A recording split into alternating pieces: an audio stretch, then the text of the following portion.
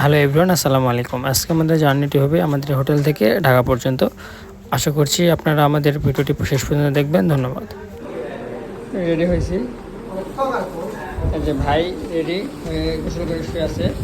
অনেক কষ্টে আমরা টিকিট পাইছি, এসির টিকিট অবশ্য ভাড়া বেশি দেওয়া লাগছে। এটা আমাদের রুম ছিল, এখন তো এলোমেলো, যখন ঢুকছিলাম তখন ভালো ছিল রুম।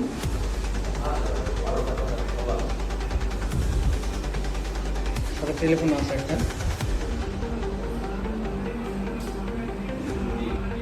একটা টিভিও আছে আমাদের রুমে, ভালো।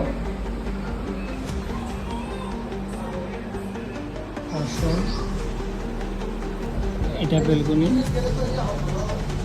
এটা হলো মানে ওই পাশে গেলে ভালো হতো, আমরা রুমই পাচ্ছিলাম না।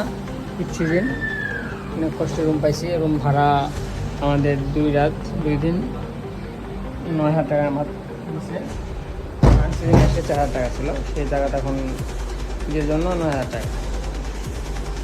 আর তো সব কিছুই ভালো। একটা জিনিসের প্রবলেম, আমাদের ওয়াশরুম একটা, এটাই একটু আমাদের একটু প্রবলেম হচ্ছে, যে বাদে কিছুই ভালো ছিল। আমরা যে হোটেলে ছিলাম 2 রাত 2 দিন, সেই হোটেলের নাম ছিল বাইমেরিয়া।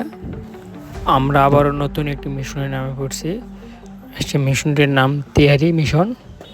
আমাদের টিকিট কনফার্ম। এখন আমরা খুঁজতেছি তেহারির দোকান। আসলে কক্সবাজারে তেহারির দোকান খুবই কম, আপনি 10টার মধ্যে একটাও মিলতেছে না। তো দেখা যাক সামনে আমরা তেহারির দোকান পাই কি না, সেটাই দেখাবো আপনাদেরকে। যদি পাই তাহলে ভালো, আর না পাইলে আরও ভালো। অবশেষে একটা দোকান পাইছি, ঢাকা তেহারি। আসলে জানি না এখানকার তেহারি কেমন, প্রাইসটা মোটামুটি একটু বেশি। তো আমরা এখান থেকে তেহারিটি প্যাক করে নেব। আমরা ট্রেনের ভিতরে আমাদের লাঞ্চ সারবো, কারণ ট্রেনের খাবার আসলে জানি না কেমন হয়, এই জন্য আমরা এখান থেকে ট্রেনটা নিয়ে নিচ্ছি।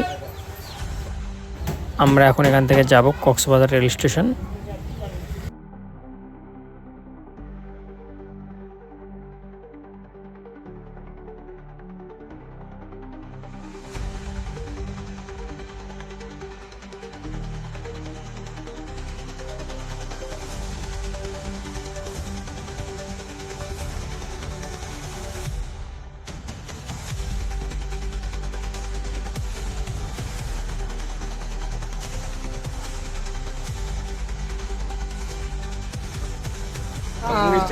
চারজন এসেছি, চারজনের সিট 4 জায়গা।